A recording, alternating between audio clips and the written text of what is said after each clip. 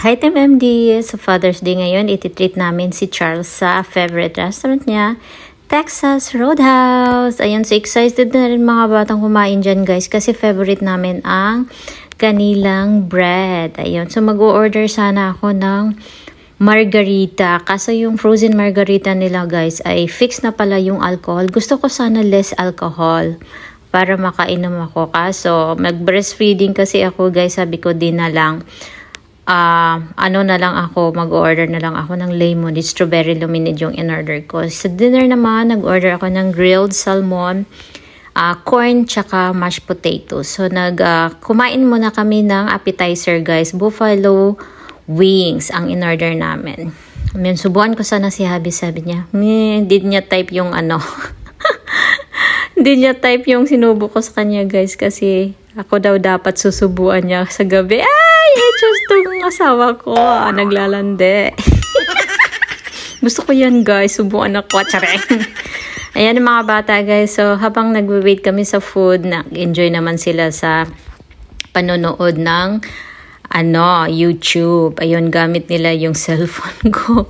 So dumating na rin yung pagkain namin guys, nag-order ako ng 8 pounds na grilled salmon, corn, tsaka mashed potatoes. Mga bata naman ay chicken strip at saka fries. Ayun. So, favorite nilang kainin yan.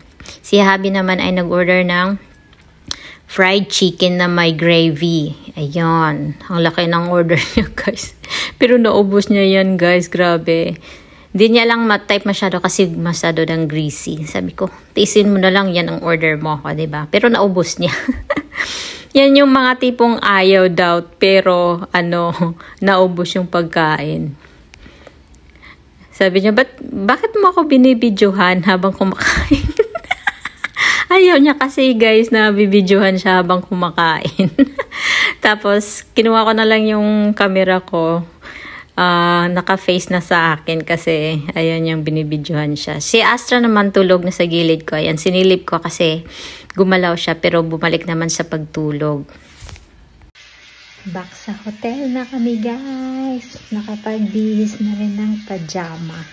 Nakapag-shower na. At nakapag-toothbrush.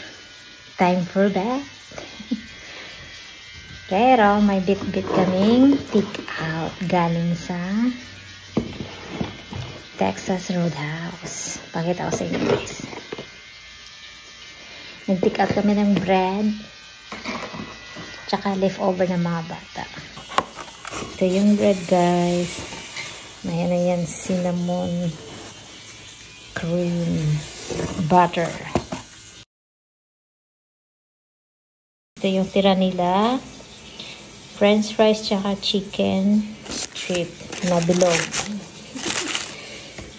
Babango-bango pa. Good night, MMD. Matutulog na kami. So, kakatapos ko lang ding nag-facial care sa aking mukha kasi tumatanda na tayo, diba?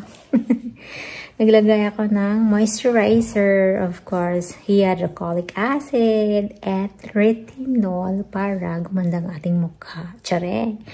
Dapat pangalagaan ng ating skin, guys, sa ating mukha kasi tumatanda na tayo para blooming. Tsare! So anyway guys, matutulog na kami. Good night. Don't forget to comment, like, and share. Thank you for watching.